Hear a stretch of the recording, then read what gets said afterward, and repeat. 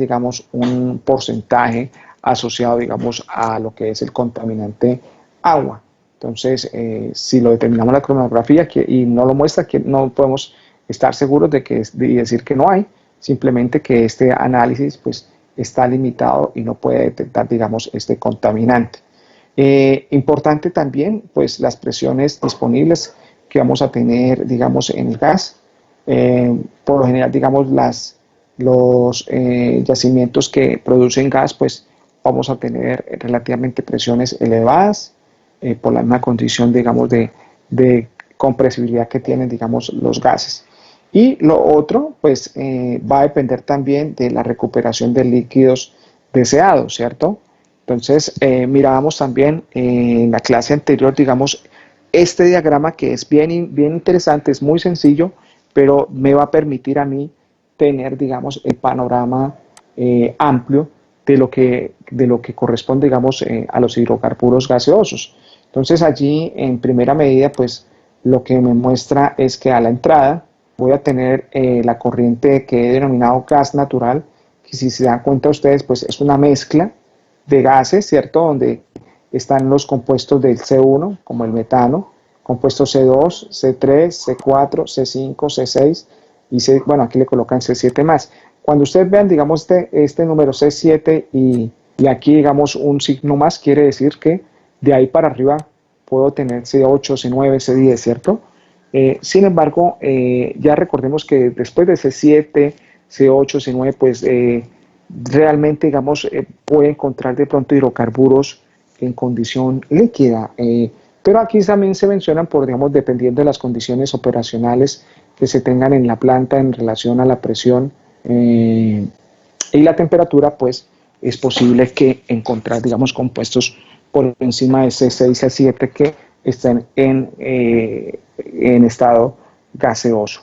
Pues bien, después de que entregamos esa mezcla de gas natural, va a lo que se denomina acá, digamos, un proceso de acondicionamiento, que básicamente ustedes ven acá, ese proceso de acondicionamiento lo que está buscando es la eliminación de los contaminantes de características inorgánicas, ¿cierto? Entonces, en primera medida tenemos el agua, perdón, el H2S, me menciona ahí, H2S, el agua y el CO2. Entonces, vamos a mirar que dependiendo, digamos, de la técnica que se aplique o que se utilice para determinar como tal o eliminar o reducir estos contaminantes, pues iría, digamos, el primero, el proceso de retiro de CO2 y H2S que se conoce con el nombre de endulzamiento, para después ir a la deshidratación. ¿Y por qué menciono esto? Porque en el proceso de endulzamiento se utiliza, digamos, un reactivo, una solución de amina, y esa solución de amina va, digamos, en unos porcentajes o, digamos, en una fracción de solvente que es acuoso. Es decir, yo le aplico, digamos, a mi solución de amina con envase de agua al gas y, lógicamente, pues, si yo deshidrato antes el gas y después lo paso en la solución de amina que tiene presencia de agua, pues lo estoy hidratando también. Entonces, no tiene sentido hacer este orden del proceso porque lo que voy a tener hacia el final, puedo estar retirando el CO2, pero puede quedar contaminado el gas con el agua. Por eso, entonces, primero se hace, digamos, lo que corresponde al endulzamiento, a la eliminación o reducción de las concentraciones de CO2 y H2S, y posteriormente este proceso sí va al proceso de deshidratación, es decir, el retiro, la eliminación como tal del agua. Entonces, ya pasando, digamos, este proceso de acondicionamiento, vamos a tener que el sistema va a entrar, digamos, a un proceso de separación. ¿Y por qué de separación? Porque vamos a tener una corriente que es rica o que tiene, digamos, compuestos tiene, digamos, otros compuestos aparte del metano y del etano.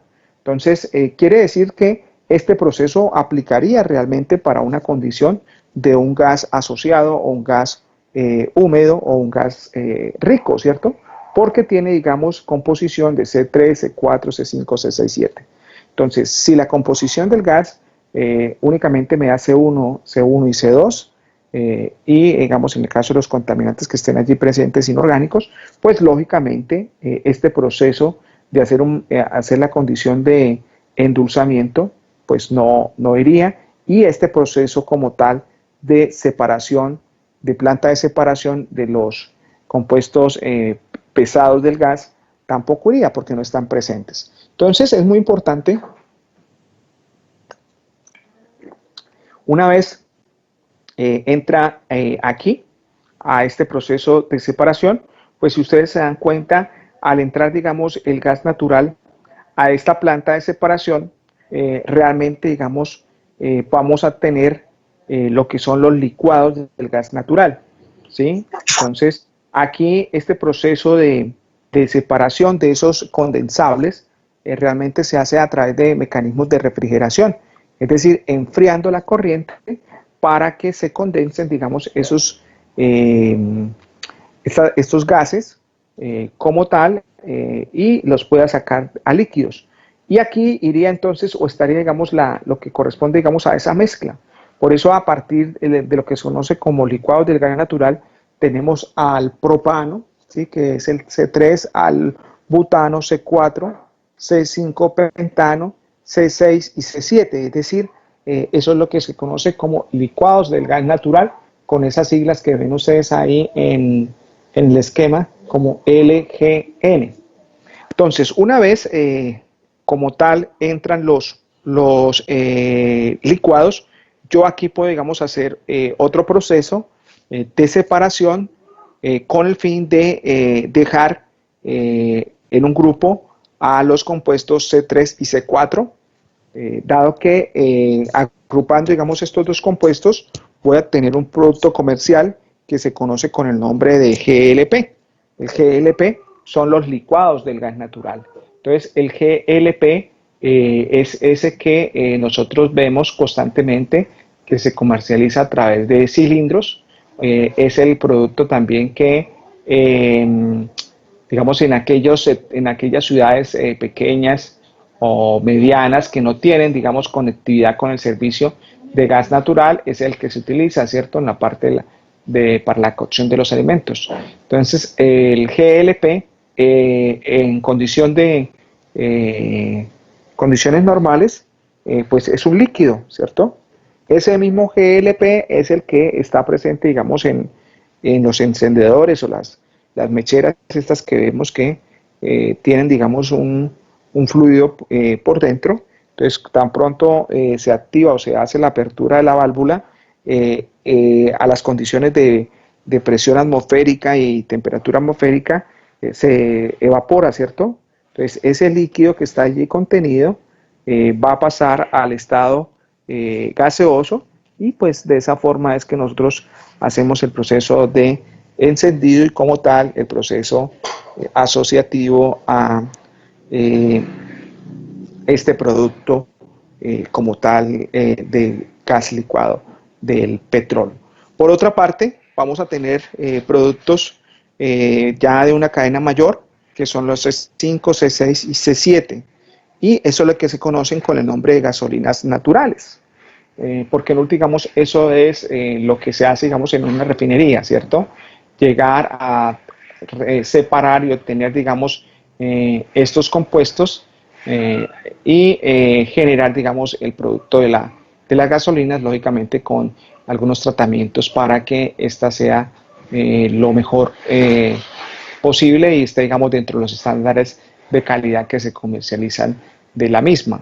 Entonces, en ese sentido, pues le damos ese apellido de gasolinas natural porque es como la forma de obtener estos livianos y no en refinería, sino en el campo de producción. Entonces, en el campo de producción, lógicamente, pues no se comercializan como gasolinas, sobre todo se hacen uso o se hace, digamos, la aplicación como disolventes, ¿cierto? Entonces, estas gasolinas naturales que se tienen allí se pueden llevar, digamos, a otros campos para mezclarlos con crudos pesados y lógicamente pues al hacer la mezcla, a la disolución, pues vamos a reducir la viscosidad y vamos a mejorar los patrones o los mecanismos de transporte, ¿cierto? Que es una de las falencias y las dificultades relacionadas con los hidrocarburos pesados. Entonces, estas gasolinas naturales o nafta se emplean, digamos, sobre esa línea de disolventes para hidrocarburos de características pesadas. Bien, por otra parte, ya habiendo separado como tal el gas, las moléculas de metano y propano, pues estas moléculas se conocen ya como la condición de un gas natural seco, ¿cierto? Porque ya están deshidratadas, ya están procesadas y realmente, digamos, aquí el gas ya está cumpliendo las especificaciones de calidad del gas. Entonces, yo tengo dos mecanismos o dos formas de hacer, digamos, la continuidad de ese servicio. Una es como tal, inyectando ese gas natural a la línea de transporte como tal de la compañía que realiza esta labor, que sería, digamos, el transportador. Entonces, en ese sentido, vamos a llevar ese gas a todos los remitentes. Remitentes es el nombre que le da la regulación colombiana a aquellos clientes, o digamos, o aquellos usuarios como tal del servicio. En ese sentido, se lleva, digamos, por el gasoducto a través de la gente de la cadena del transporte. Nosotros en nuestras casas, ese servicio como tal llega a través de un distribuidor, ¿cierto? Porque en el caso de los consumos que tenemos en nuestros hogares, pues esos consumos son pequeños, ¿sí? Relativamente pequeños, entonces no hay forma de establecer ese vínculo del transportador directamente con el consumidor doméstico. Entonces aparece, digamos, otro miembro de la cadena que son los distribuidores. Entonces el distribuidor, digamos, adquiere o compra, digamos, un volumen para suplir, digamos, la demanda de toda una ciudad y él es el que se encarga de, una vez recibido ese gas en el City Gate de entrada, que es con el nombre que se conoce, en ese punto, digamos, hay el punto de transferencia de custodia, donde ya, digamos, el transportador le entrega ya al remitente, que en este caso para nuestro va a ser el distribuidor, y ese distribuidor es el que hace las regulaciones, es decir, el que maneja, digamos, las condiciones de presión para que a nuestros hogares llegue, digamos, el gas en esas condiciones asociadas a la condición de transporte, es decir, presiones pequeñas y, digamos, ya con la garantía de que se realizó todos los procesos que se requerían para tener el cumplimiento del RUT. Bien, por otra parte, no es el caso de Colombia, pero en aquellos países o en aquellas zonas donde la producción de gas es muy alta, ¿sí? Es decir, tienen reservas considerables, hoy en día el gas ya se puede transar o se puede comercializar, digamos, de un país a otro. Y eso es gracias a los procesos de licuefacción del gas natural.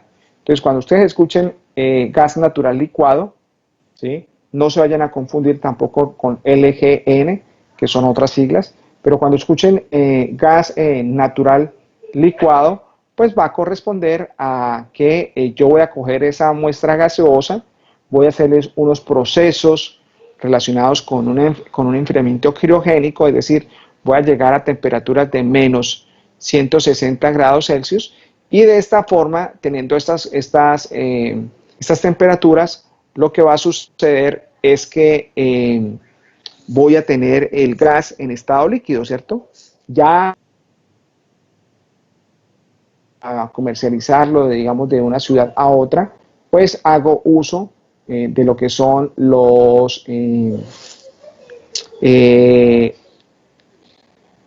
elementos que me soporten, digamos, esa condición. Entonces, el gas natural licuado tiene la ventaja que yo puedo reducir el volumen, ¿sí? Entonces, yo voy a reducir en 600 veces ese volumen. Entonces, una gran cantidad de gas la puedo, digamos, simplificar a un recipiente, digamos, de dimensiones pequeñas. Entonces, en ese sentido, yo puedo, digamos, almacenar ese gas natural licuado y llevarlo y transportarlo si estamos hablando de países, entre países, pues por lo general se lleva, digamos, en embarcaciones.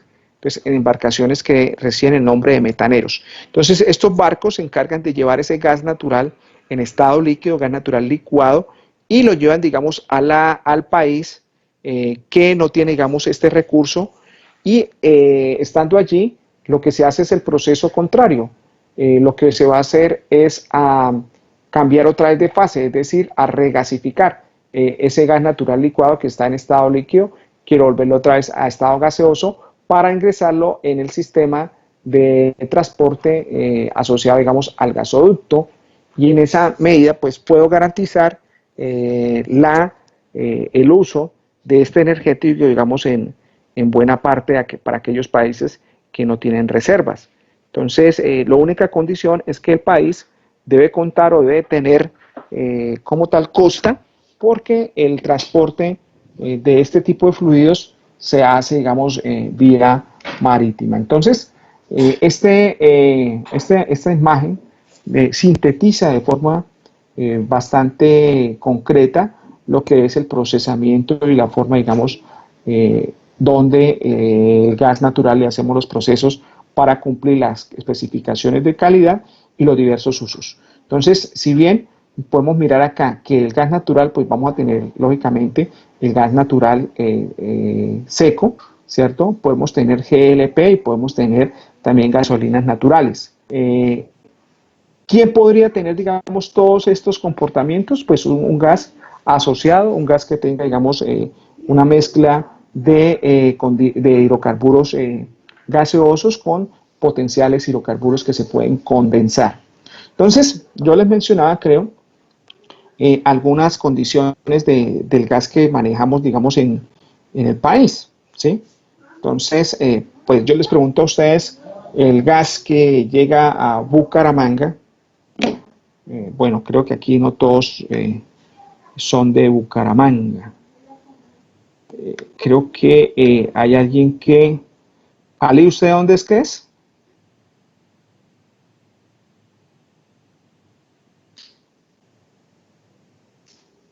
Ali.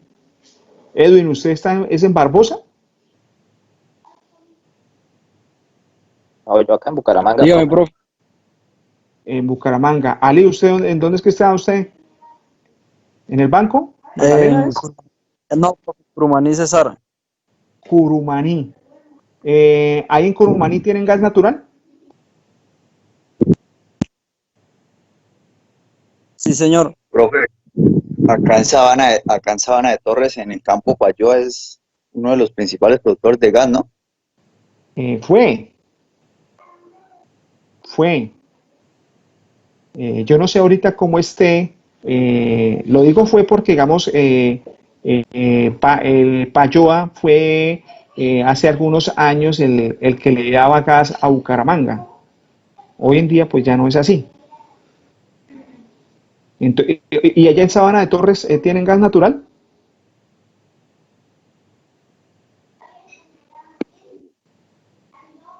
Ahí está la empresa Gazán, pero no sé si distribuye No, de Gazán, Bucaramanga, pero acá, no, acá- Gazán, es decir, hasta donde yo conozco, Gazán es una empresa que hace distribución de gas, no es de gas natural, sino de GLP, él vende cilindros.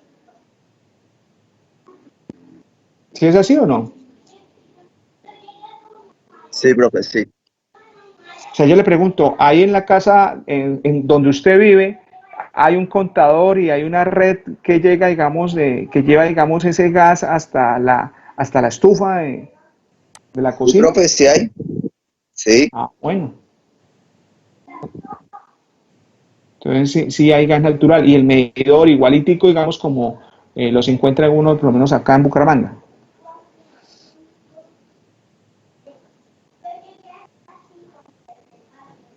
Sí O, lo hay. o en el pueblo hay ubicado de pronto una bombona grande y Gazán viene y reembasa a esa bombona grande. Profe, en Río Negro es No, no, así, no, con no. una bombona y ya viene y lo envasa. En Río Negro no hay gas natural. ese gas que utilizan, digamos, en bombona grande, que de pronto, pero sí le llega cometida, digamos, a cada casa, Diego. Sí, a la casa, sí, ahorita último, sí es que están haciendo una instalación nueva, que esa sí venía desde Bucaramanga, pero primero era así con una bombona de Gasán. Ok, o sea, esa bombona de Gazán realmente eso no es gas natural, es GLP, ¿sí? Ese es GLP. Y bueno, yo no sé, Profe, señor. por ejemplo, o sea, yo vivo en un corregimiento que urbaniza Cesar y acá en el pueblo como tal no hay gas natural y quiere hacer eso, un tanque grande con gas licuado. Ok, sí, pues que esa es una forma de pronto de solventar. Y entonces en su casa, ¿cómo hacen? ¿Compran cilindro Sí, señor, se compra el cilindro, vale 50.000 pesos. de 40 libras? Sí, del mediano. Sí, sí, ese debe ser de 40 libras, porque hay de 20, pues yo conocí que hay de 20, 40 y de 100. Sí, ese es el de Bueno, 40 porque el de 100 es el largo grande. sí, entonces en ese sentido, digamos, es un energético, primero que pues tiene algunas condiciones para, dificultades para el transporte, ¿cierto? Es decir, pues hay los carros distribuidores y todo ese tipo de cosas, pero es un producto que es mucho más costoso, ¿sí? En relación, digamos, con el, con el gas natural, ¿sí? Por ejemplo, lo que dice Ali, ese cilindro vale 50.000 pesos y bueno, seguramente, yo no sé, digamos, eso pues también depende un poco, digamos, del número de personas que habitan, digamos, la casa y todo ese tipo de cosas, pero pagar, por ejemplo, un recibo de 50.000 pesos de gas natural, pues es porque se consume mucho gas natural, ¿sí? O se tiene calentador o se tiene, digamos, secadora, digamos, a gas natural, eh, y lógicamente, pues, pero digamos, un recibo de gas natural, pues el gas natural como tal es económico, ¿sí? Digamos, para una familia de estrato 3, pues un recibo de gas natural puede oscilar los 20.000 pesos mensuales, ¿sí? Entonces, si uno compara, digamos, con el GNL, pues es mucho más, un servicio mucho más costoso. Y lo otro es que el GNL pues hay que tener, digamos, ciertos cuidados, porque a diferencia del gas natural, el gas natural cuando hay una fuga es menos denso que el aire y el gas natural, digamos, lo que hace es subir a la atmósfera, ¿cierto? No se queda allí. El caso del GLP no es así. El GLP es más denso que el aire, entonces ante una fuga de GLP, pues en el ambiente queda digamos, el gas latente y si encuentra, digamos, ese gas, una zona, un punto caliente, una chispa, pues el riesgo desde el punto de vista de seguridad es más, el impacto es mayor, ¿sí? Entonces debe tener, digamos, mayores cuidados en relación, digamos, con este tipo de gas en el Profe, señor. nosotros nos dijeron en mantenimiento industrial que ya se está implementando lo de gas licuado como combustible para los vehículos, que ya lo habían aprobado acá en Colombia, ¿no? Gas natural licuado. Lo que pasa es que, como tal, en Colombia hay una regasificadora, digamos, que queda en Cartagena, donde, digamos, se hace, porque es que ese gas natural licuado se importa, ¿sí? Entonces, yo no sé qué tanto ya se esté aplicando aquí en Colombia. Yo no sé, digamos, desde el punto de vista de Cartagena, donde, digamos, está la regasificadora, como tal, si se hagan despachos pequeños de gas natural licuado, ¿sí?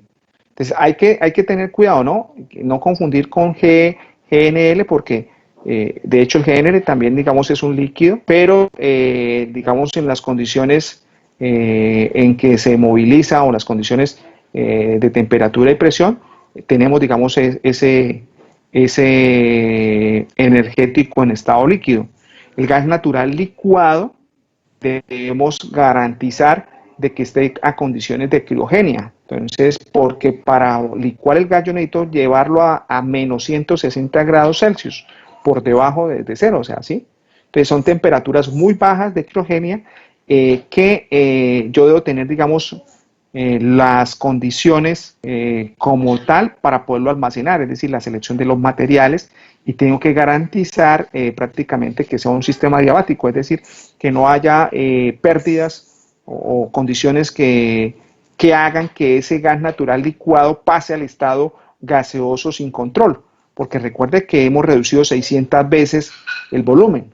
Entonces, si tenemos, digamos, en un recipiente gas natural licuado y cambian esas condiciones de temperatura, lo que va a suceder es que va a volver a esas 600 veces el volumen. Entonces, eso generaría condiciones de presión o sobrepresión de forma muy alta, y el recipiente o la vasija que los contenga, pues básicamente pues va a reventarse, ¿sí? Entonces, cuando se transporta el gas natural licuado en estos barcos metaneros, que son embarcaciones que tienen una configuración de recipientes cilíndricos, esos recipientes cilíndricos que vemos ahí tienen, digamos, carcasas y carcasas y sobrecarcasas para aislarlo completamente en el almacenamiento, porque yo debo garantizar que no vaya a haber transferencia de calor, porque si hay cambios en el calor, lo que voy a hacer es regasificarlo, y al regasificarlo, pues sucede lo que les comentaba. Entonces va a ampliar, digamos, el 600 veces su volumen. Entonces habría que mirar muy bien en dónde lo están aplicando, en dónde se menciona que se está aplicando y de qué forma, ¿sí? Por otra parte, Pues, digamos... profe, señor. según lo que nos dijo el profesor, era que pues el próximo año ya se iba a implementar en todo el país, ¿no? Para los que quisieran, digamos, adaptar ese sistema, pues a los carros, ¿no? Que sería una competencia para los sistemas de gas actual, ¿no? Pero no sé, pues ya desde el punto de vista de lo que acaba de comentar usted, profe, pues no sé qué tipo de, ahí cómo sería el proceso que le harían a ese gas licuado, ¿no? Sí, es decir, yo sé que existen, digamos, vehículos que tienen, digamos, esta connotación. España, digamos, es un país que ha favorecido, regálame un segundo.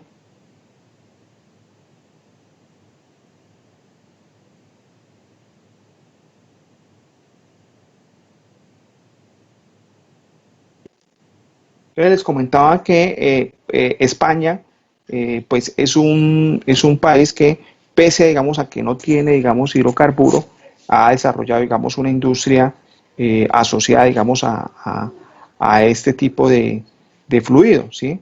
Entonces, España, digamos, prácticamente el consumo de gas que realiza es a través de regasificación. Entonces, él compra el gas natural licuado y hace la regasificación a través de sus gasoductos y sus sistemas de distribución. Y España, digamos, como les mencionaba, digamos, ha desarrollado, digamos, estos procesos de regasificación, y tiene, digamos, tecnologías y tiene, digamos,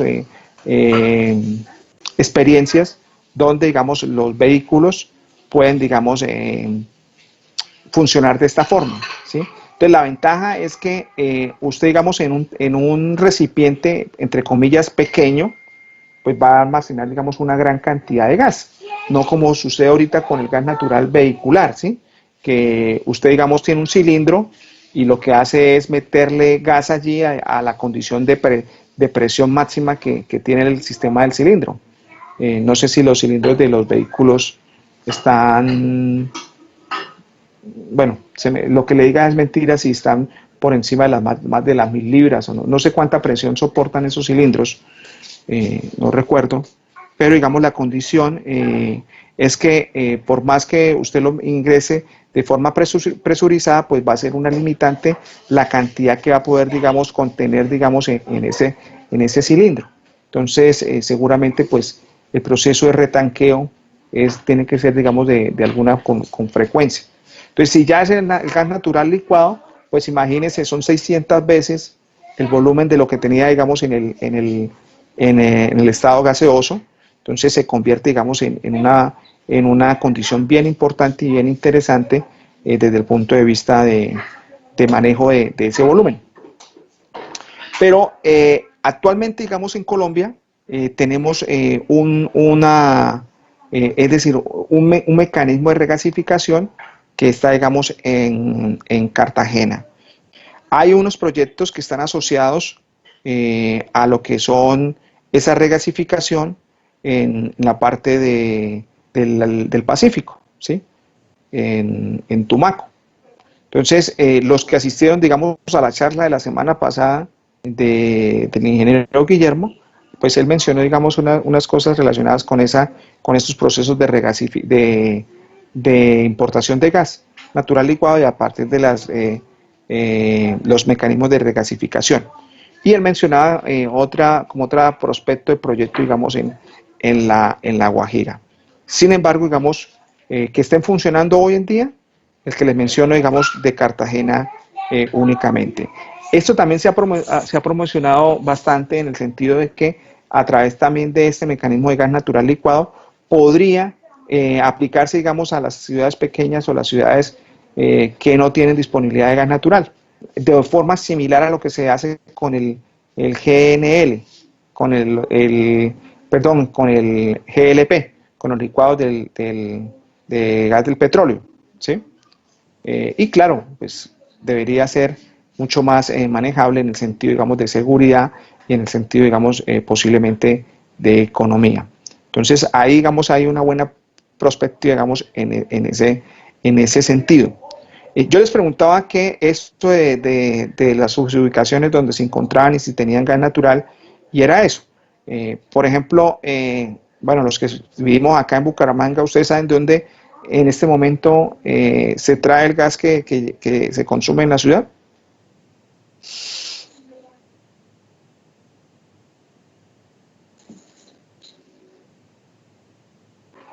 ¿De dónde se extrae, profe?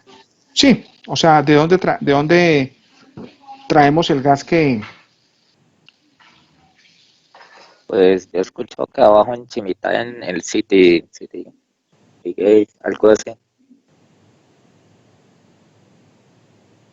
El Citygate, bueno, pero el Citygate es el punto donde se hace, digamos, la entrega del transportador al distribuidor. En este caso, nosotros, la empresa distribuidora en Bucaramanga es Banti, ¿sí?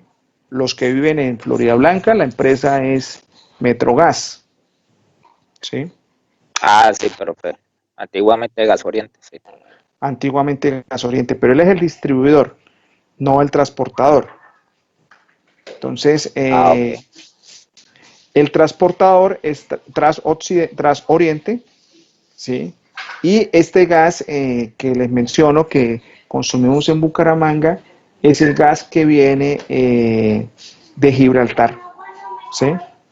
Entonces, este gas viene, digamos, de este yacimiento de Gibraltar y ese es el yacimiento que suple, digamos, la demanda de Bucaramanga. Creo que Javier mencionaba algo así de Payoa. Entonces, Payoa, digamos, en sus inicios, vamos hace unos 15 años, 10 años seguramente, fue, digamos, el que suministraba, digamos, el gas natural a Bucaramanga, ¿sí? Pero, pues viendo, digamos, la creciente demanda, viendo, digamos, que, digamos, el gas, estos yacimientos, digamos, se van depletando y entonces se van mirando, digamos, que los prospectos de tener gas van disminuyendo, entonces Ecopetrol, pues a partir de, digamos, del descubrimiento, digamos, de los trabajos que se hacen en Gibraltar, pues se facilitó, digamos, la construcción del gasoducto. Ese gasoducto va desde Gibraltar, va hasta Barranca Bermeja y también lleva, digamos, gas a la refinería. La refinería es un gran consumidor de gas natural. Entonces, bueno, eso era lo que les quería comentar en relación a esta parte del gas natural para que vayamos, digamos, interiorizando, digamos, la cosa.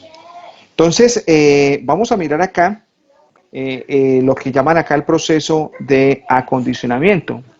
Entonces, en este proceso de acondicionamiento, ya habíamos mirado que lo que vamos a hacer es retirar el CO2, retirar el H2S y retirar lo que es el agua, ¿cierto?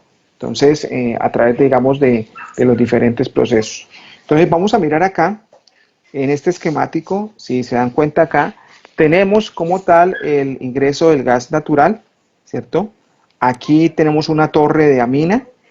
La torre de amina, pues, lo que va a ingresar es una solución de amina. Entonces, el gas va a entrar, prácticamente estas torres son muy similares. Lo que sucede es que, digamos, el gas entra por la parte de abajo, él va ascendiendo, ¿cierto? Y la mina, digamos, se aplica en la parte de arriba y va habiendo un contacto físico entre la solución de amina y el gas. Y lo que sucede es que la amina va a atrapar o va a ligar como tal las moléculas de H2S y CO2.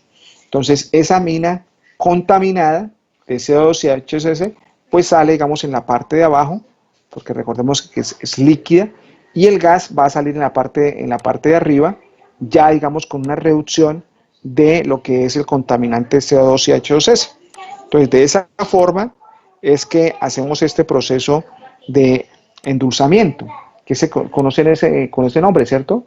Porque entra un gas agrio, es decir, un gas que tiene, digamos, una concentración y unas cantidades de H2S y CO2, y lo que vamos a hacer es a endulzarlo, ¿sí? A retirar, digamos, esas concentraciones para dejarlas, digamos, en una condición de pequeñas, de acuerdo, digamos, a la aceptación de los criterios RUT. Estos procesos como tal que les estoy mencionando, los visualizarán, digamos, con mayor detalle cuando ya vean ustedes el curso de gas natural. Pues ahí en gas natural lo que se va a hacer es enfocarse desde el punto de vista de lo que se hace, lo que se realiza con el gas natural. Entonces, posteriormente, digamos, al endulzamiento, lo que va a pasar es a la planta deshidratadora, ¿cierto? Entonces, como su nombre lo dice, lo que yo voy a hacer es retirarle el agua. Y funciona muy similar a la anterior. Simplemente que, digamos, yo tengo acá mi sistema, ¿cierto? Y en mi sistema lo que voy a hacer es, como tal, es un sistema de torre de platos. Entonces, el gas, digamos, ingresa por la parte de abajo, ¿cierto? Y aquí va a haber una solución de TEC. Esto es triietilenglicol, ¿sí? Triietilenglicol, digamos, es una sustancia que lo que va a hacer es un absorbente, ¿cierto? Es un absorbedor de humedad. Entonces, en ese sentido, el triietilenglicol va a entrar en contacto con el gas, va a hacer un proceso de absorción, es decir, un contacto de un líquido con un gas, y el triietilenglicol va a ligar a las moléculas de agua que estén presentes como tal en el gas. ¿De acuerdo? Entonces van a estar presentes, digamos, allí en el gas. Y de esa forma, pues lo que vamos a hacer es deshidratarlo. Entonces ya le he quitado el CO2, ya le he quitado el agua, y ya lo que me queda como tal es entregarlo al gasoducto para comprimirlo. Entonces aquí nosotros estamos viendo, digamos, un segundo mecanismo asociado, digamos, a retirar más agua. Entonces, ¿qué sucede?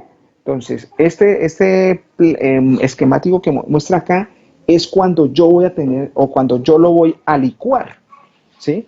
Entonces, para poder licuar el gas, se necesita, digamos, unos procesos más rigurosos de eliminación de contaminantes, porque lógicamente voy a bajar a esas temperaturas, entonces todo lo que esté ahí, que sea contaminante, tiene una alta probabilidad también de condensarse. Entonces yo no puedo condensar el agua por más pequeña cantidad que sea. Entonces si está en una condición de entrar al gasoducto, con este proceso de endulzamiento y de deshidratación con triietilenglicol es suficiente. Pero si yo lo voy a licuar, pues ya tengo que hacer, digamos, prácticamente un proceso más riguroso de eliminación de agua. Entonces yo aquí utilizo otra tecnología. Entonces aparte, digamos, de la deshidratación, aquí voy a hacer, digamos, una eliminación de agua, es decir, otra deshidratación, pero con un mecanismo de absorción con D, es decir, a través de tamices moleculares. Entonces la corriente de gas va a pasar por un lecho filtrante que es un material absorbedor, ¿sí? Un material, digamos, específico desde el punto de vista de su diseño químico para que absorba las moléculas de agua. Entonces aquí voy a salir un gas ultra seco, ¿sí? Y eso con el fin de poder, digamos, garantizar en el proceso de liquefacción. Otra de las cosas es que las corrientes de gases pueden tener vapores de mercurio o concentraciones pequeñas de mercurio. Para poder realizar, digamos, esa liquefacción, yo también necesito eliminar o garantizar de que en la corriente de mi gas no vaya, digamos, presencia de mercurio. En ese sentido, lo que voy a hacer es pasarlo también por un tamiz o con un mecanismo filtrante selectivo de mercurio. Entonces va a pasar el gas y va a retener las posibles cantidades de mercurio que puedan existir. Posterior, digamos, a este sistema de filtración, pues ya va como tal con un mecanismo ya de compresión para comprimirlo y llevarlo, digamos, al proceso de liquefacción, que es el que ustedes leen acá, para el proceso de liquefacción. Ya en el proceso de liquefacción es hacer enfriamientos sucesivos. Entonces, allí se aplican, digamos, una serie de mecanismos y de procesos para enfriar ese gas y poderlo licuar. ¿De acuerdo? Entonces, vamos a mirar acá ya un poco más detalle esto que les acabo de mencionar en relación, digamos, con el acondicionamiento del gas, ¿sí? Entonces, aquí lo menciona, dice, las especificaciones más frecuentes están relacionadas con ¿qué? Cuando hablamos de acondicionamiento del gas. Retirar, digamos, compuestos asociados con el azufre, por ejemplo, el H2S, el ácido sulfhídrico, retirar, digamos, porcentajes relacionados con CO2, ¿sí? Con CO2, retirar contenidos de agua, ¿sí? Agua que es la deshidratación. Y bueno, aquí es importante tener en cuenta que una de las características que yo también determino, digamos, en el gas es el poder calorífico. Entonces, hay unas especificaciones que me da el Reglamento Único de Transporte que me dicen cuáles son las condiciones de calidad del gas que yo debo tener. Entonces, aquí bien, entonces vamos a mirar acá esos procesos que se realizan con el nombre que lo hemos mencionado, ¿cierto? Procesos de remoción de gases ácidos, proceso de deshidratación y pues el proceso de remoción de mercurio que veíamos, digamos, allí en el esquemático que estamos visualizando. Entonces, aquí básicamente les voy a mencionar, digamos, de forma muy general, los tratamientos que se le hacen al gas natural. Entonces, vamos a hacerle una estabilización de condensados, vamos a hacerle un endulzamiento, vamos a hacer una deshidratación y vamos a hacer, digamos, un proceso de transporte, en nuestro caso colombiano, únicamente de transporte. Sí, porque el gas que se produce aquí en Colombia, una vez se genera y se introduce al sistema de transporte de gas natural, es decir, se introduce al gasoducto. ¿Por qué no almacenamos? Porque la cantidad de gas que tenemos como país apenas nos da simplemente para ser autosuficientes. Entonces no tenemos forma de tener grandes cantidades o reservas de gas que nos permita ser un país exportador de gas natural a través de licuefacción de gas. ¿Que hemos exportado gas? Sí, hace algunos años, ya bastantes años, pues hay un gasoducto transnacional que conecta, digamos, en la parte de arriba de Colombia, en la Guajira colombiana con la Guajira venezolana, ¿sí?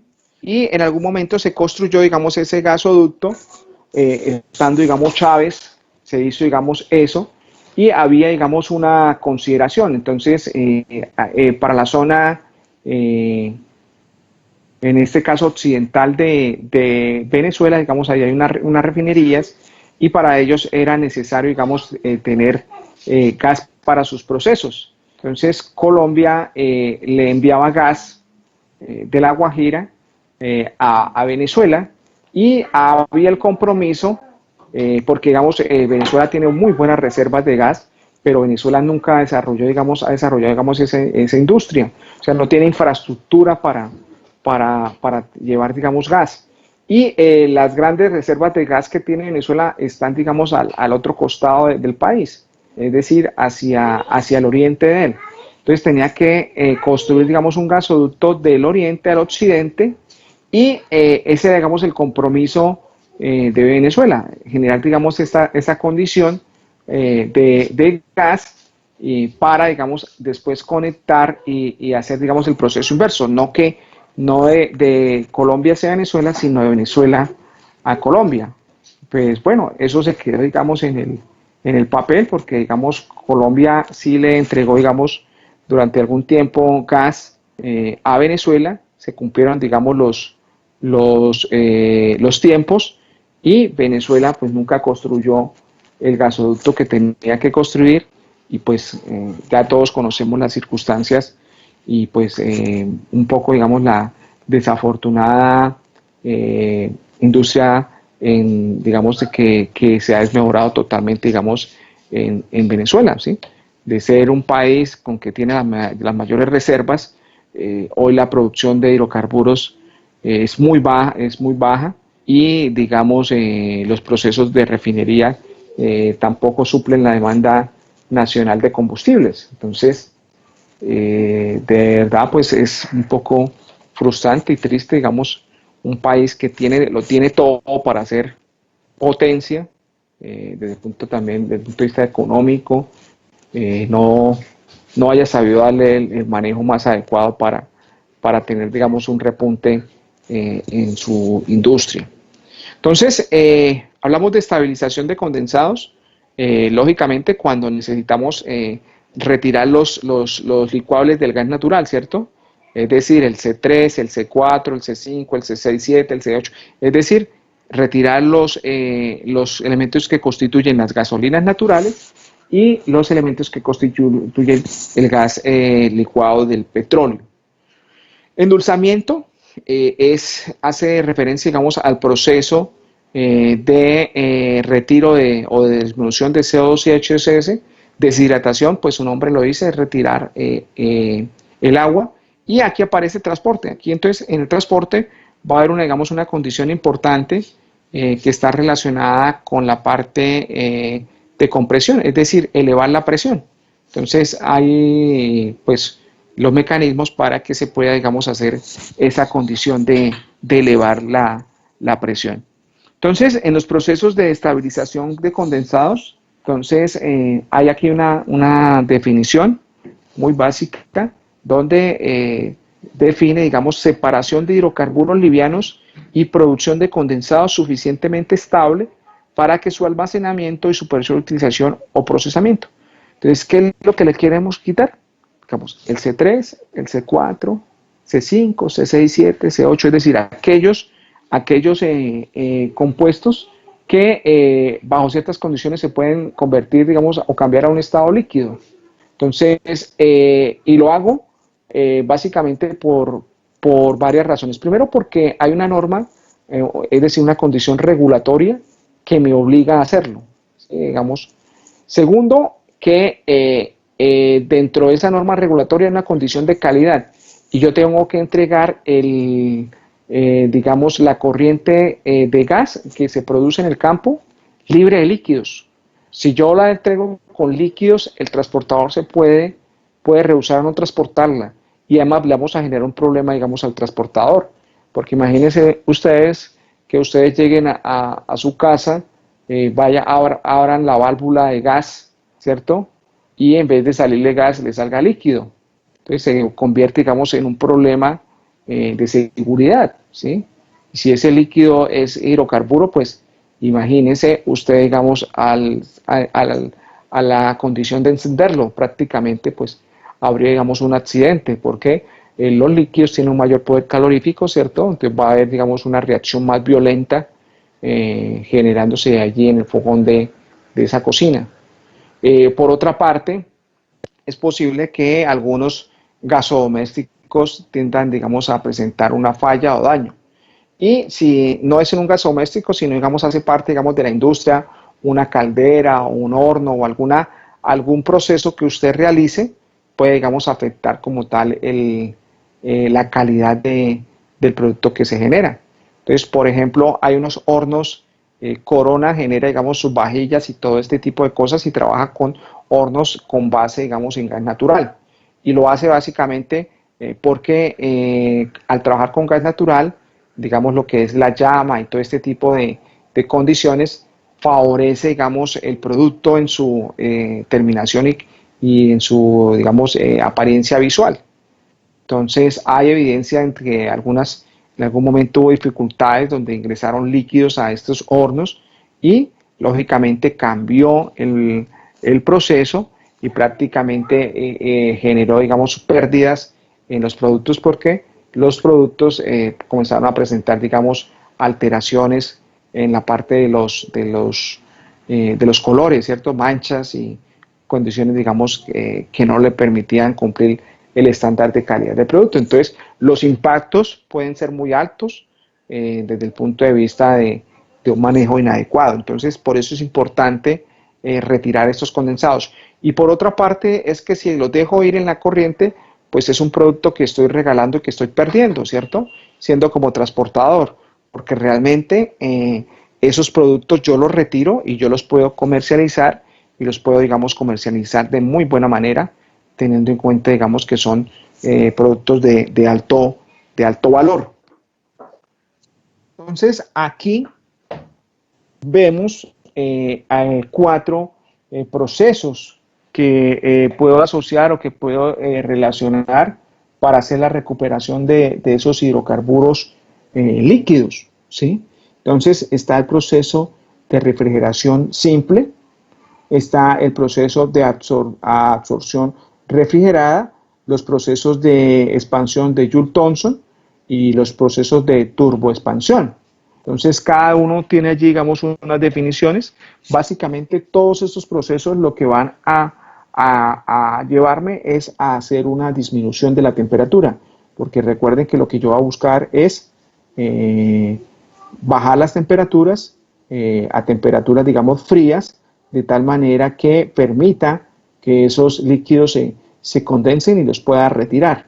De esa forma es que se hace el proceso de estabilización de condensados. Entonces, cada una de estas tecnologías pues corresponde a algún método como tal de aplicación y pues cada una de ellas tiene sus ventajas y tiene, digamos, sus posibles aplicaciones. Entonces, la refrigeración simple, ahí hay una definición, me dice que consiste esencialmente en el enfriamiento del gas de modo de promover el propano y los hidrocarburos más pesados. En la parte de la absorción refrigerada es una recuperación de los componentes pesados del gas a través de la absorción física promovida por el contacto de un aceite absorbedor. Entonces, aquí básicamente entonces, el gas va a entrar en contacto con una sustancia líquida y en esa sustancia líquida van a quedar absorbidos, digamos, esas moléculas pesadas del gas y después yo voy a tener que hacer un proceso para separar esas moléculas pesadas del gas del aceite absorbedor. Entonces, pues es un proceso que se puede hacer, pero es un proceso que eficientemente pues va a tener un mayor trabajo y va a tener seguramente mayores pérdidas,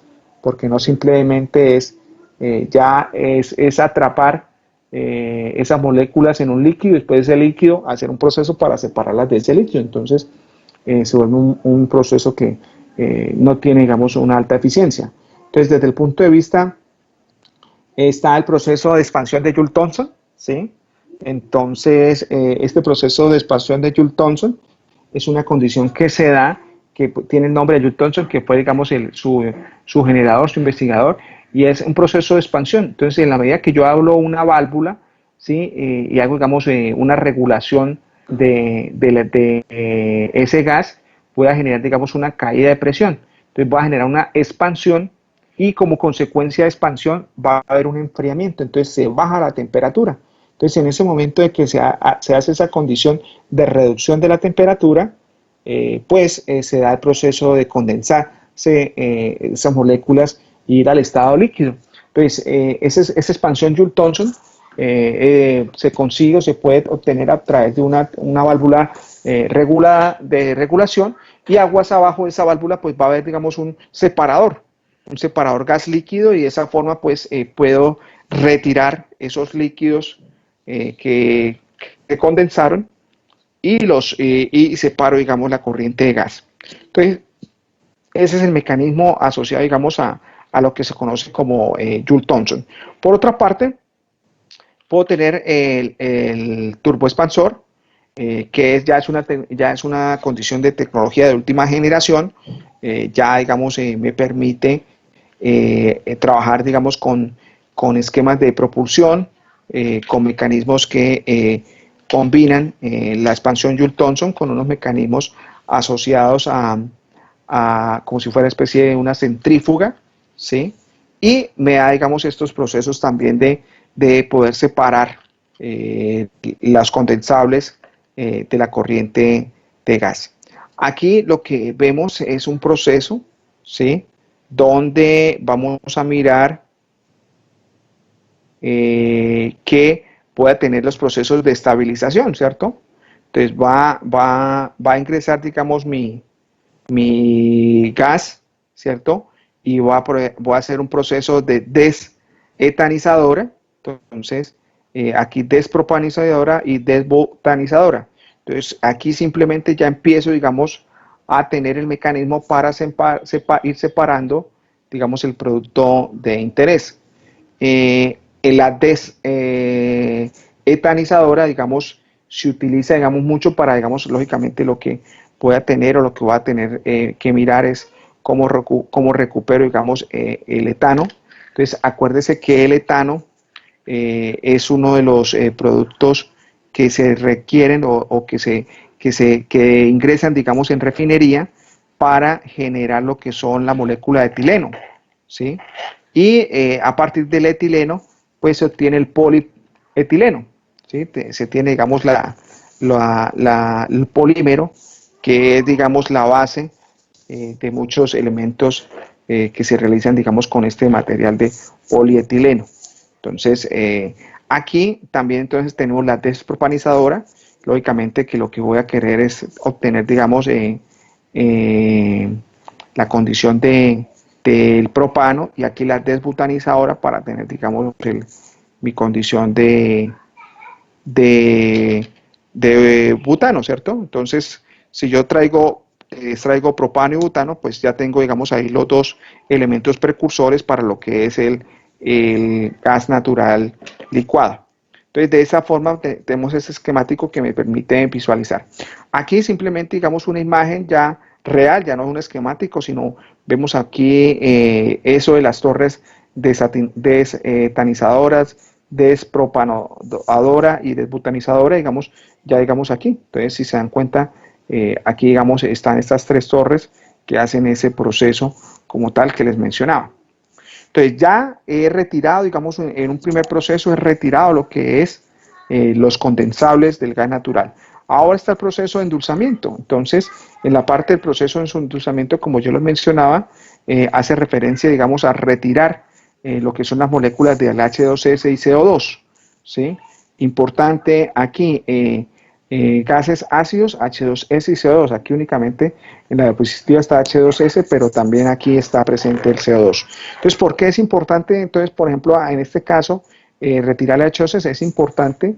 Primero porque el H2S es un gas que es tóxico, digamos, a bajas concentraciones, puede generar, digamos, un proceso de envenenamiento, digamos, en la persona. Entonces, es importante por esa seguridad. Cuando hay H2S, pues hay que tener muchos cuidados porque el H2S también inhibe, digamos, la parte olfativa. Entonces, el H2S pues tiene un olor desagradable, ¿sí? Lo relaciona, digamos, con huevo podrido, pero, digamos, ante cierta cantidad de tiempo de exposición digamos, a unas concentraciones no muy altas, la persona pierde la capacidad olfativa. Entonces, usted de pronto dice, uy, huele, digamos, a huevo podrido, huele, digamos, a H2S, y ya, digamos, al cabo de los segundos, usted ya pierde la sensibilidad, entonces ya no siente, digamos, ese olor desagradable, y lógicamente, después, si usted permanece cierto tiempo, pues se da el proceso de toxicológico, ¿cierto? Entonces la persona pierde el sentido como tal y pues genera, digamos, unos cuadros complicados desde el punto de vista de las circunstancias de la vida humana. Por otra parte, se debe retirar también esta molécula porque, ¿qué sucede? El H2S en presencia de agua, en estado líquido, forma, digamos, el ácido correspondiente, genera el ácido sulfídrico. Entonces, ese ácido sulfídrico, pues como es un ácido, va a atacar en la base, digamos, de todos los equipos y las tuberías que están, digamos, en acero. Entonces, va a generar procesos corrosivos de forma muy agresiva y muy rápida. Entonces, va a alterar de forma, digamos, significativa la parte de la infraestructura. Entonces, en el caso del CO2, sucede lo mismo. Lo que pasa es que aquí el CO2, al asociarse con H2O, lo que me va a generar es un proceso de gas carbónico. Entonces, va a generar, digamos, el correspondiente gas carbónico y también va a alterar desde el punto de vista de los materiales. El CO2 como tal, digamos, no está catalogado como un gas tóxico, ¿sí? Pero, digamos, el CO2 sí puede, digamos, desplazar lo que es el oxígeno, ¿sí? Y lo que va a haber es un problema de asfixia, ¿cierto? Es decir, porque si desplaza, digamos, el oxígeno, no va a haber, digamos, no va a tener, digamos, la persona forma de hacer su proceso respiratorio inhalando, digamos, oxígeno y haciendo el proceso como tal de respiración. Entonces, lógicamente, pues también hay que tener cuidado porque es un gas que puede, digamos, a causar daño. Por eso, digamos, cuando hacen las revisiones del gas natural en las cocinas o todo este tipo de cosas, o cuando, más que revisarlas, cuando van a dar el permiso para dar la conexión. Entonces viene el inspector y lo que revisa, digamos, bajo una regulación es la ventilación, ¿cierto? Entonces va a decir, bueno, tiene que tener a tanta distancia, tiene que tener tantos rejillas de ventilación, porque se requiere, digamos, que haya, digamos, esa condición de retiro de esos gases de combustión, en el caso del CO2. Y para eso, pues, se debe cumplir, digamos, esas condiciones de ventilación. De lo contrario, pues, si se hace ahí una combustión, el gas puede quedar ahí, el CO2 puede quedar latente y puede generar, digamos, problemas de asfixia.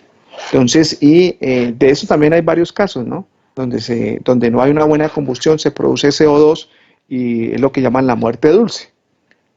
Porque, digamos, la persona al inhalar el CO2, pues se va a sentir como con cierta pesadez y adormecimiento, y lo que va, digamos, es entrar, digamos, en un sueño profundo, ¿sí? En un sueño profundo, a tal grado que ya después su proceso de respiración no lo va a poder realizar, porque, digamos, está saturada la atmósfera de CO2 y muere, pero no por intoxicación, sino por asfixia, ¿sí? Entonces, eso es lo que sucede. Entonces, es Profe, importante toda la parte de seguridad, señor. ¿y la remoción del CO2 también se hace con aminas y sulfinol? Sí, señor. De ¿O hecho, hay otros métodos para la remoción? no, pues hay varios mecanismos para endulzar. Sin embargo, el uso, digamos, de aminas es el más tradicional, ¿sí? Cuando vean ustedes gas natural, ahí van a ver, digamos, los diferentes procesos que se utilizan para hacer ese endulzamiento, ¿sí? ¿Sería Hay lo de la varios. parte criogénica, que utilizan creo que un método criogénico? No, la parte criogénica es, cuando uno habla de criogenia es porque va a manejar muy bajas temperaturas, ¿sí? Entonces, para eliminar el CO2 H2S, pues no, esa condición no se da. La criogenia se utiliza es para retirar los condensados, los posibles condensables que hay en el gas natural, o para licuar el gas natural, que es trabajar a esas bajas temperaturas, entonces volver líquido el gas. ¿Sería el lo gas. mismo que trabajar con membranas? No, la criogenia no es trabajar con membranas. Existen, digamos, mecanismos de membranas, pero son membranas selectivas y que ahí va a ser como una especie de filtro y va a capturar, digamos, la molécula de CO2. Ahí hay un método que es por membranas, pero no es, digamos, el más utilizado, porque la membrana pues es una membrana selectiva, a veces las cantidades que se manejan está limitada, es muy buena, pero digamos es como a manera de muy pequeñas cantidades o de laboratorio. Ya para tener un proceso industrial, pues las membranas no son la mejor. Hay una cosa que se llama tamices moleculares, que ese sí puede ser aplicado y puede ser usado. Bueno, lo otro es que, listo, cuando yo voy a remover los gases ácidos, pues voy a remover H2S y CO2 y me interesa, digamos, eliminarlas para que no me formen, digamos, los ácidos correspondientes. Entonces, la remoción de CO2 se hace principalmente para controlar el poder calorífico del natural, para la formación de hielo seco o CO2 sólido en los flujos de gas que se someten a procesos pirogénicos. Entonces, aquí lo que les mencionaba, si vamos a licuar el gas, hay unas exigencias bastante exigentes para poder hacer ese proceso. Entre esos, pues, hay que eliminar, digamos, estos contaminantes para que no vayan a generar un problema en el gas natural licuado. Bueno, aquí, digamos, hay un esquema de planta para hacer la remoción de ácidos. Ya lo hemos visto en relación, digamos, a que mi gas esto ácido o amargo entra, ¿sí? Entonces el gas va subiendo, digamos, por esta torre y por aquí, digamos, va ingresando lo que es la mina. La mina entra en estado de solución, es decir, una mezcla de agua a mina, entonces va a ser un líquido. Entonces ese líquido entra en contacto con el gas. A esta mina que entra acá se le conoce como mina pobre, es decir, la mina que está sin contaminarse, y entra en contacto con el gas natural y va, digamos, a ir aquí al fondo de este recipiente y va a llegar acá. Esa mina es una mina contaminada o amina rica, que se le conoce también, porque está enlazada con las moléculas de CO2 y H2S. Y lógicamente, digamos, el gas asciende por su densidad y aquí va a salir por el tope y va a salir ya, digamos, un gas con una reducción considerable de estos contaminantes de CO2 y de H2S. Ya después lo que ven ustedes acá como tal, este circuito, es el proceso para regenerar la amina, ¿sí? Porque digamos yo necesito tener recuperación de ese solvente para volverlo a inyectar, porque yo no puedo cada vez meterle solvente nuevo, sino entonces el proceso no sería económicamente viable. Entonces yo lo que voy a tener acá es un mecanismo para hacer la recuperación de amina, ¿sí? Y quitarle a esa amina el contaminante CO2 y volverla otra vez a obtener para que la pueda volver otra vez a inyectar a la torre. Eso es lo que voy a realizar. Entonces, en ese sentido, entonces, hago ese proceso de recuperación. Pero bueno, este proceso con detalle lo mirarán cuando estén en la parte de gas natural, ¿de acuerdo? Entonces, aquí simplemente algunos mecanismos asociados, digamos, a hacer ese proceso de endulzamiento. Aquí se nombran, digamos, algunos. Dice, se han desarrollado numerosos procesos para endulzar el gas natural basados en una variedad de principios químicos y físicos. Entonces, aquí procesos de absorción de lecho sólido. Menciona, digamos, algunos elementos o algunas condiciones para hacer ese proceso de absorción con lecho sólido. Procesos con solventes químicos. Lecho sólido, digamos, es una absorción con D. Procesos de solventes químicos es una absorción con B, no con D. Entonces aquí es el contacto del líquido con el gas. Aquí sería el contacto del gas con especie con un elemento filtrante que está, digamos, en estado sólido. Entonces aquí unas diferentes compuestos que se utilizan, todos son, digamos, con base en la amina, ¿sí? Monoetanolamina, dietanolamina, metildietanolamina, diglicolamina, trietanolamina. Bueno, entonces estos son productos químicos que venden, digamos, los proveedores y pues los proveedores conocen, digamos, toda la información técnica y ellos diseñan, digamos, estos procesos de absorción para garantizar la reducción de la concentración. Entonces, de esa forma se obtienen, digamos, estas condiciones. Aquí, pues, otra serie de procesos con solventes físicos, procesos con conversión directa, procesos de permeación del gas, Bueno, aquí simplemente no quiero entrar en detalle de esos, porque digamos ya después. Aquí en síntesis, digamos, lo que se da, digamos, es un proceso de reacción química con procesos con aminas, con solventes físicos y una mezcla de los dos. O sea, solventes líquidos con solventes sólidos. Entonces, eso es lo que llaman solventes mixtos, que es una reacción combinada. Ya después viene el proceso de deshidratación. El proceso de deshidratación es retirar como tal el agua del gas, y una de las formas que se hace es también algo similar al del endulzamiento. Lo único es que para el caso de la deshidratación se utiliza como tal no la amina, sino la familia de los glicoles, el trietilenglicol, que es el más usado. Y también en la deshidratación también pueden haber procesos de absorción con D, es decir, procesos donde está en contacto el gas con un solvente sólido, con un mecanismo de tamiz molecular en estado sólido. Pues también hay esos procesos allí. Pero bueno, esto simplemente, digamos, es así, digamos, como una visualización muy general de lo que correspondería, digamos, al tratamiento del gas natural. ¿Alguna inquietud, alguna duda?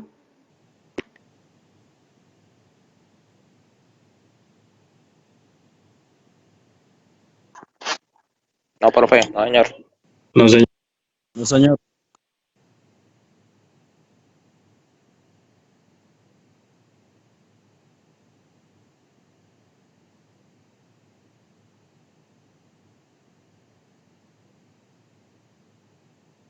Bueno, jóvenes, entonces esa sería, digamos, nuestra clase del día de hoy. El próximo viernes, digamos algunas cosas, algunos detalles ya pequeños. La próxima semana, de hoy en 8 días, pues tenemos nuestro parcial como tal. Entonces prácticamente ya estamos cerrando lo del curso. Entonces, pues agradecerles a todos ustedes la constancia y la asistencia, y pues ya estamos cerrando como tal, y invitarlos a que pues nos vemos el próximo viernes, Dios mediante, nos lo permita. Entonces, de acuerdo, muchísimas gracias por su participación, y entonces nos veremos el próximo viernes. Listo, profe. Listo, profe, muchas Profe, gracias. ay, Muchas gracias gracias. a usted, profe. Bueno, que estén muy bien.